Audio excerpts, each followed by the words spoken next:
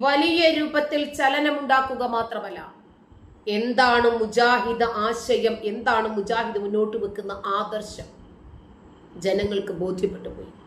ഇനി എത്ര തന്നെ നിങ്ങൾ തീവ്രവാദികളല്ല എന്നും തീവ്ര സ്വഭാവമുള്ളവരല്ലെന്നും ഞങ്ങൾ എല്ലാവരെയും സമചിത്തതയോടുകൂടി കാണുന്നവരാണ് എന്ന് പറഞ്ഞാലും ശരി, നിങ്ങളുടെ ഹൃദയം പിളർത്തി കാണിച്ചിട്ടത് ചെമ്പരത്തിപ്പൂവാണെന്ന് പറഞ്ഞാലും ജനങ്ങൾക്ക് കാര്യങ്ങൾ ബോധ്യപ്പെട്ടു പോയി.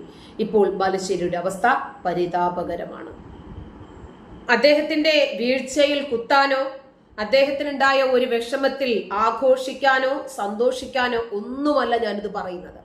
അതുകൊണ്ടാണ് തുടക്കം തന്നെ ഞാൻ പറഞ്ഞത്, കേരളക്കരയിൽ ഒട്ടുമിക്ക ഇടങ്ങളിലും ഒരു ചലനമുണ്ടാക്കാൻ മുജാഹിദ് ബാലുശ്ശേരിക്ക് സാധിച്ചിട്ടുണ്ട് എന്ന് പറഞ്ഞ കാരണം അതാ. അദ്ദേഹത്തിന്റെ ആശയത്തോട് കുറച്ച് തീവ്ര സ്വഭാവം പുലർത്തുന്ന ആളാണ്.